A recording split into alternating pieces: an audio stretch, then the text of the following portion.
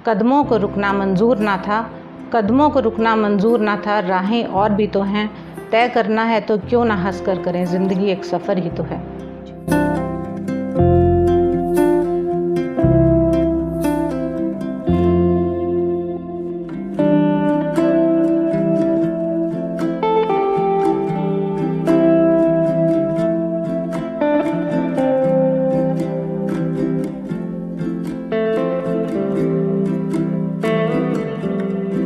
माधवी हंस साल 2001 तक बिल्कुल नॉर्मल लाइफ जी रही थी। इंग्लिश से एमए करने के बाद प्रोफेसर बनने के सपने संजो रही माधवी हंस की लाइफ में साल 2002 में एक सड़क दुर्घटना हुई। इस सड़क दुर्घटना में उनकी स्पाइनल कॉर्ड के अलावा शरीर के अन्य भागों में काफ़ी सारी चोटें आई। उसके अलावा भी उनकी लोअर लिम्स में पैरालाइज्ड हुआ। इन सब चीज़ों को देखते हुए काफ़ी समय तक बहुत परेशान भी रही, लेकिन उन्होंने कभी हार नहीं मानी। फरीदाबाद के सेक्टर 21C में रहने वाली माधवी हंस ने आज अपने इसी दृढ़ संकल्प, आत्मविश्वास और आत्मनिर्भर को अपना पर्याय बना चुकी है। माधवी हंस आज एक सफल शूटर, एक सफल आर्टिस्ट और समाज सेवी के रूप में जानी जाती है। तो आइए मिलते हैं माधवी हंस से और जानते हैं उनकी लाइफ के बारे में। मैम, सबसे पहले आपका बहुत बहुत स्वागत है हमारे चैनल पायनियर हरियाणा में। थैंक यू मैम, हमारे दर्शकों को आप अपने बारे में कुछ बताइए प्लीज़। मेरा स्कूलिंग, मेरा कॉलेज और मेरा पोस्ट ग्रेजुएशन हिसार से रहा। मैं कुरुक्षेत्र यूनिवर्सिटी से मैंने इंग्लिश में एमए किया। मैं यूजीसी की तैयारी कर रही थी और लेक्चरर बनना चाहती थी, पर डेस्टिनी को कुछ और ही मंजूर था। सन 2002 में मेरा रोड एक्सीडेंट हुआ, जिसकी वजह से मेरे को स्पाइनल कॉर्ड इंजरी हुआ, जिसकी वजह से मेरी लाइफ पूरी तरह से चेंज हो गई और मेरी ज़िंदगी एक व्हीलचेयर पर सिमट कर रह गई। साल 2002 में आपके साथ जो इंसिडेंट हुआ, जो रोड एक्सीडेंट हुआ, उससे आपकी लाइफ में काफ़ी सारे बदलाव हुए। तो क्या क्या चेंजेस आए आपकी लाइफ में, प्लीज़ बताइए। मेरी लाइफ में बहुत सारे चेंजेस आए और मेजर चेंजेस आए। मैं एक नॉर्मल लाइफ जी रही थी, उसके चलते जब मुझे व्हीलचेयर का सहारा लेना पड़ा, वो मेरे लिए बहुत शॉकिंग था। बहुत सालों तक मैं इस चीज़ पे विश्वास नहीं कर पा रही थी और बहुत साल मुझे इस चीज़ को एक्सेप्ट करने में लग गए। हमारा होम टाउन हिसार है। मेरी स्कूलिंग, मेरा कॉलेज और मेरा पोस्ट ग्रेजुएशन हिसार से रहा, पर मेरा सीरियस एक्सीडेंट होने की वजह से मुझे दिल्ली अपोलो हॉस्पिटल ले जाया गया, जिसमें मुझे 1.5 से 2 महीने वहाँ ट्रीटमेंट में लगे। वहाँ से मुझे रिहैब के लिए दिल्ली एम्स ले जाया गया, जहाँ पर मेरी रिहैबिलिटेशन और फिजियोथेरेपी में 8 से 9 महीने लगे। उसके बाद 1-1.5 महीने के लिए मुझे घर पर शिफ्ट किया गया। नेक्स्ट ट्रीटमेंट मेरा इंडियन स्पाइनल इंजरी सेंटर बसंत कुंज में हुआ। वहाँ पर मैंने रिहैब, हाइड्रोथेरेपी और फिजियोथेरेपी लिया। सारे ट्रीटमेंट के बाद जब मुझे 1 से 1.5 साल लग गया, उसके बाद मुझे घर लाया गया, तो मैं अपनी उस लाइफ को एक्सेप्ट नहीं कर पा रही थी। मैं बहुत उदास रहती थी। मेरी फैमिली ने मुझे बहुत सपोर्ट किया।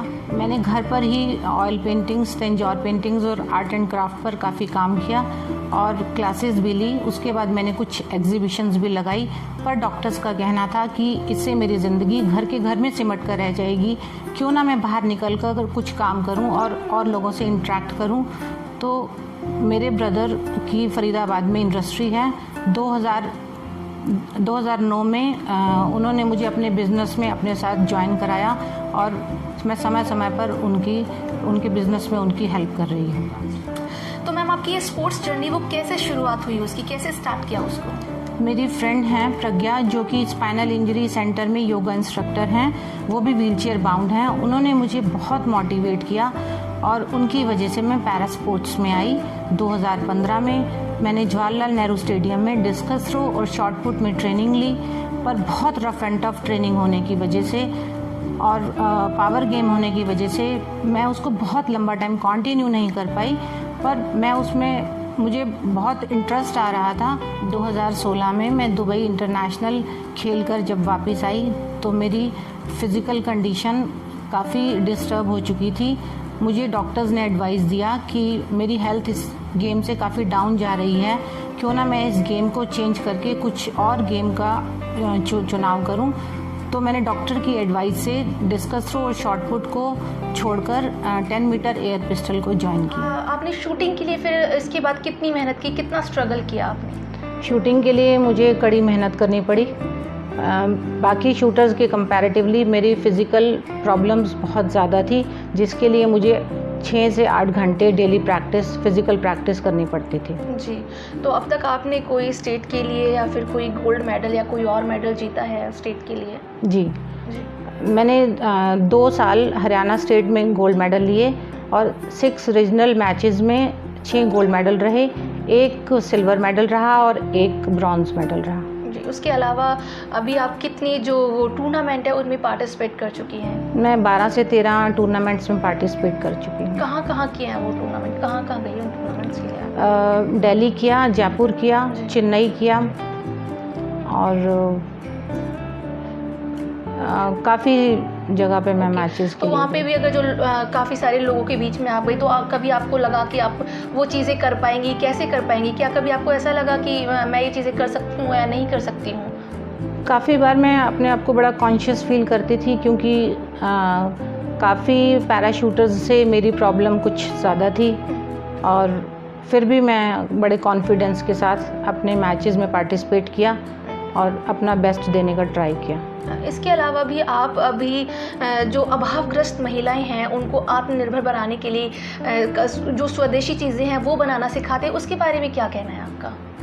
नेहा शालिनी दुआ, जो कि बेटी बचाओ बेटी पढ़ाओ की संयोजिका हैं और नेहा फाउंडेशन की प्रेसिडेंट हैं, उनके साथ कंधे से कंधा मिलाकर मैं आत्मनिर्भर भारत मिशन के अंतर्गत काम कर रही हूँ और अभावग्रस्त महिलाओं और लड़कियों को स्वदेशी वस्तुओं की ट्रेनिंग दे रही हूँ, जिसमें मैंने स्वदेशी वस्तुएं बनानी सिखाई, जिसमें स्वदेशी राखियाँ, दीपक, mask, paper bag, jute bags रहे, ताकि हम उनको आत्मनिर्भर बना सकें और उनको पैरों पर खड़ा होने के लिए उनकी मदद कर सकें। मैम, आपने ये शूटिंग की ट्रेनिंग कहाँ से ली, कैसे शुरुआत की इसकी? मैंने मानव रचना यूनिवर्सिटी शूटिंग रेंज से अपनी प्रैक्टिस स्टार्ट की।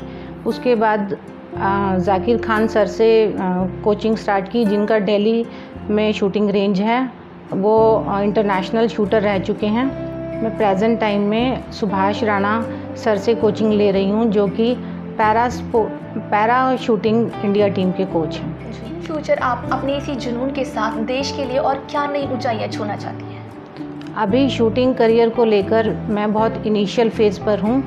मैं स्टेट में, जोनल में, नेशनल में अपनी बहुत अच्छी पोजीशन बनाना चाहती हूँ और फाइनली मेरा गोल इंटरनेशनल में जाकर अपने देश के लिए मेडल जीतना है, जिसके लिए मुझे दृढ़ संकल्प, स्ट्रॉन्ग विल पावर और कंटिन्यूस एफर्ट्स करने पड़ेंगे और 8 से 10 घंटे की फ़िज़िकल और मेंटल ट्रेनिंग करनी पड़ेगी, जिसके लिए मैं तैयार हूँ और मैं ये सपना सच करना चाहती हूँ। अपने देश के लिए मैं मेडल जीतना चाहती हूँ। जी मैम, और भी बहुत सारे लोग होते हैं जिनके साथ ऐसे ही कुछ इंसिडेंट्स हो जाते हैं, लेकिन वो आगे बढ़ने से कहीं ना कहीं इसी चीज़ को लेकर रुक जाते हैं, तो आप उन लोगों के लिए क्या मैसेज देना चाहते हैं? मैं उनको यही मैसेज देना चाहूँगी कि उतार और चढ़ाव तो ज़िंदगी का एक हिस्सा है।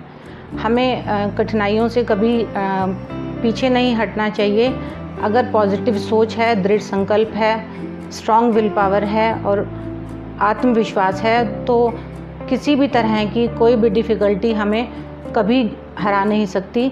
अंत में मैं एक ही बात बोलना चाहूँगी, कदमों को रुकना मंजूर ना था, कदमों को रुकना मंजूर ना था, राहें और भी तो हैं, तय करना है तो क्यों ना हंस कर करें, ज़िंदगी एक सफ़र ही तो है। अगर ज़िंदगी में आपका कोई लक्ष्य है तो कोई भी कठिनाई, कोई भी परेशानी आपको उस लक्ष्य को पाने से नहीं रोक सकती। तो आपने देखा कैसे माधवी जी ने अपनी पूरी लाइफ में स्ट्रगल किया, इतनी सारी परेशानियां आने के बावजूद भी उन्होंने अपना जुनून नहीं छोड़ा और आज वो यहाँ तक आ पहुँची है।